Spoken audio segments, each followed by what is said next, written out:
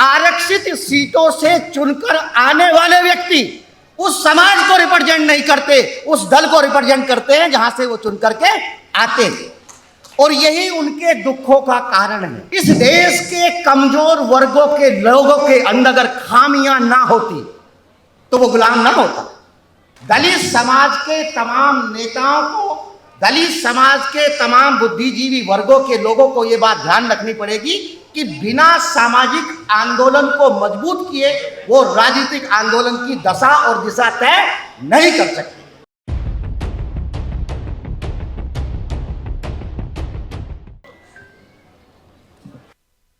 कार्यक्रम के आयोजक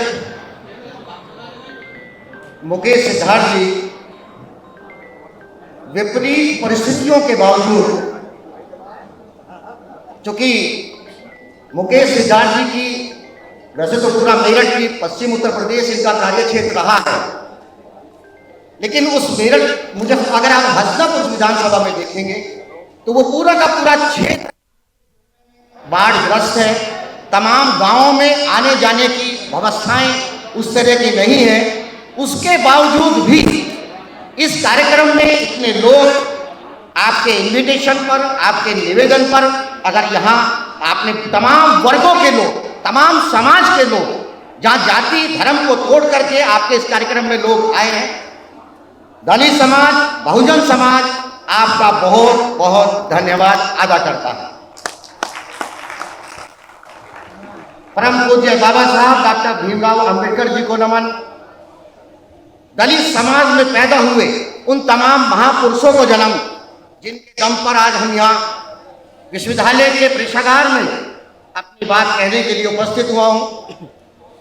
इस कार्यक्रम में उपस्थित तमाम अतिथिगण, राजेंद्र पाल गौतम जी, प्रोफेसर रतनलाल जी, पराचा साहब जा चुके, भाटी जी भी जा चुके। साथियों, एक छोटी सी बात से शुरुआत करूंगा। चूंकि आज मैं मेरठ में हूं, मेरे विचारों से सभी लोग अच्छी तरीके से भली बाती है, मैं ज्यादा बात नहीं कहूंगा। आज हमको अपनी मुख्य वक्ताओं की बात सुननी है। एक छोटी सी बात से आपको कहता हूं कि दुनिया के शिखर पर 1970 से 80 के बीच में एक शब्द की गूंज है, सामाजिक समावेशन। और 1970 में सामाजिक समावेशन शब्द की उत्पत्ति फ्रांस में अगर होती है, एक ऐसे बहिष्कृत लोग जो इस देश की व्यवस्था में शामिल ना हो सके,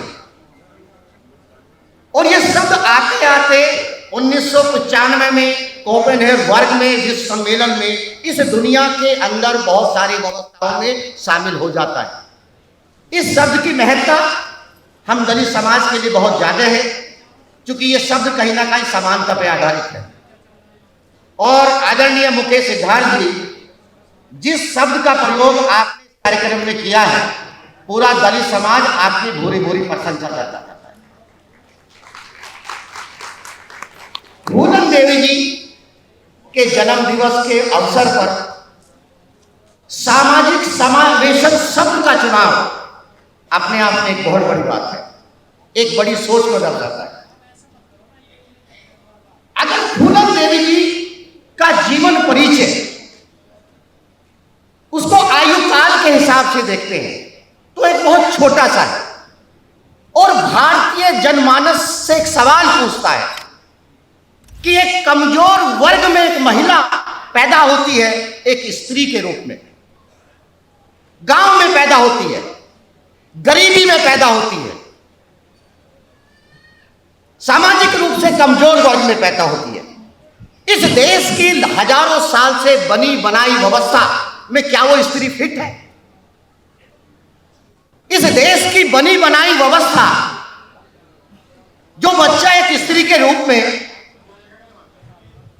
बहुजन समाज में पैदा होता है। आदरणीय विनोद हरीश जी भी हमारे इस कार्यक्रम में आ चुके हैं, पूर्व विधायक हमारे भाई साहब जी भी आ चुके हैं,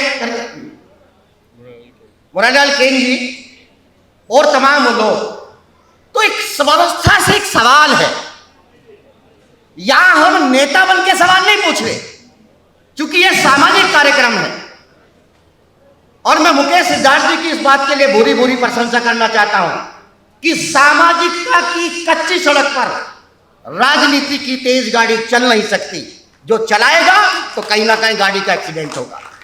दलित समाज के तमाम नेताओं को, दलित समाज के तमाम बुद्धिजीवी वर्गों के लोगों को यह बात ध्यान रखनी पड़ेगी कि बिना सामाजिक आंदोलन को मजबूत किए वो राजनीतिक आंदोलन की दशा और दिशा तय नहीं कर सकते।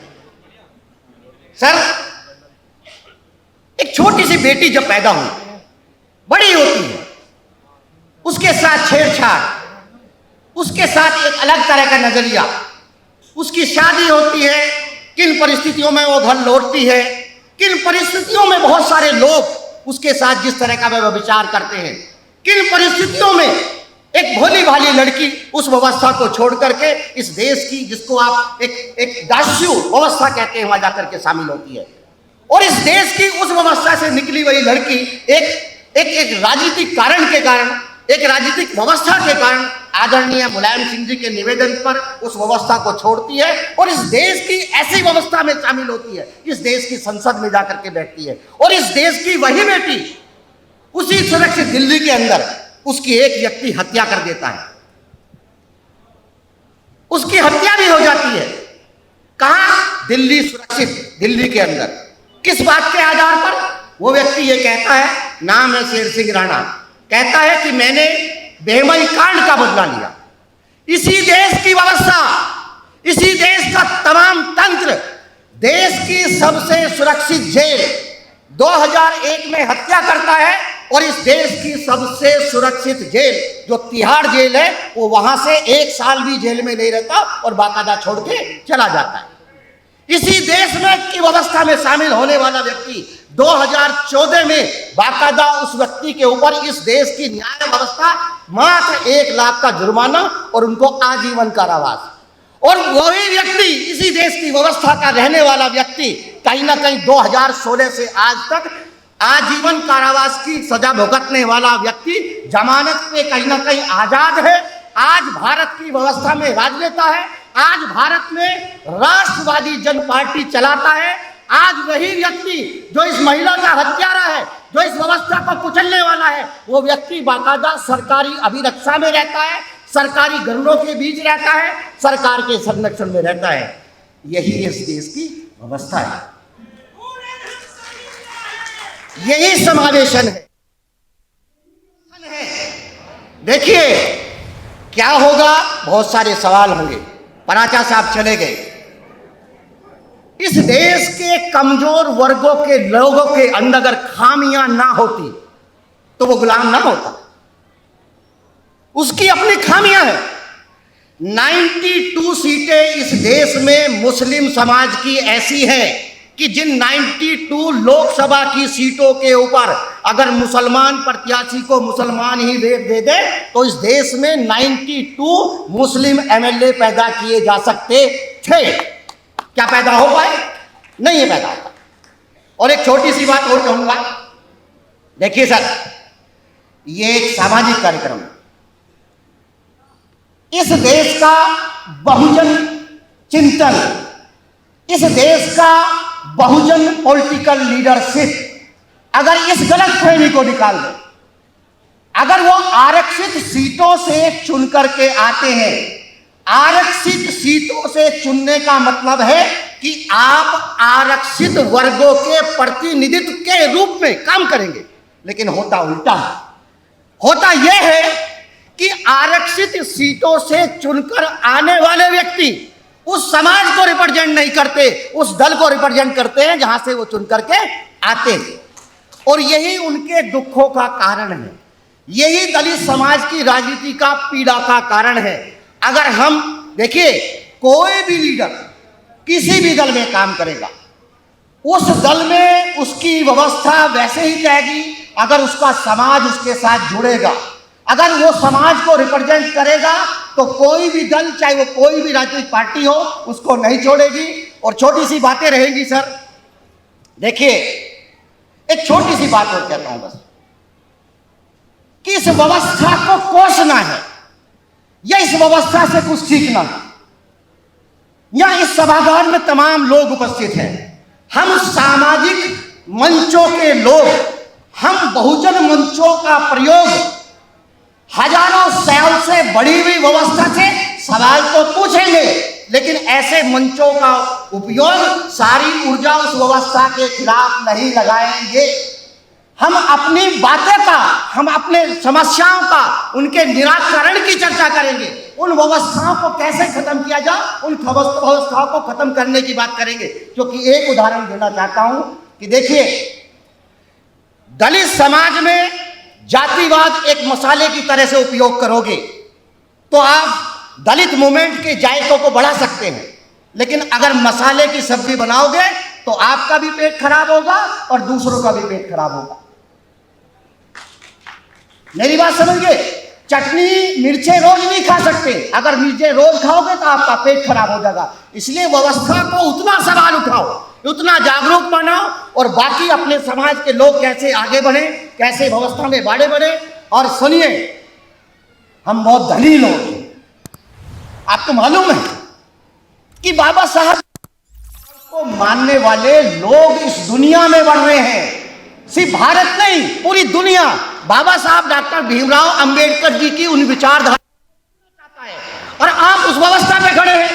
तो इस देश का सबसे बड़ा साहित्य, सबसे बड़ा वैचारिक आंदोलन के ऊपर आप खड़े हैं, आवश्यकता नहीं है। मैं इन्हीं शब्दों के साथ आपके पास, कबीर ने क्या कहा, क्या किसी धर्म, किसी जाति में पैदा हुआ व्यक्ति कबीर बन सकता था? उन्होंने वहां मुस्लिम सल्तनत से भी सवाल पूछे, उन्होंने हिंदुओं से भी सवाल पूछे, क्या कोई रविदास पैदा हो सकता था? तुलसी से पहले रविदास है, हम तुलसी की बात करते हैं, ढोल गंवार सुत पशु सुत नारी, लेकिन उससे पहले रविदास भी है कि एक पढ़ेगा एक लड़ेगा, बाकी क्या करेगा? एक पढ़ेगा एक लड़ेगा, एक करे व्यापार।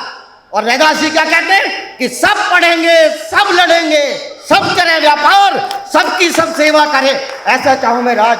तो ये व्यवस्थाएं हैं आपकी। और आप देखिए, मैं दावे के साथ कह सकता हूं, आशावादी व्यक्ति हूं, इस देश की व्यवस्था के ऊपर बहुजनों का राज होगा। लिख लीजिए, दीवारों पे लिख लीजिए, इस देश का दलित तीसरी आजादी, सामाजिक आजादी की लड़ाई लड़ेगा। इसी के साथ जय भीम, जय भारत, नमो बुद्धाय।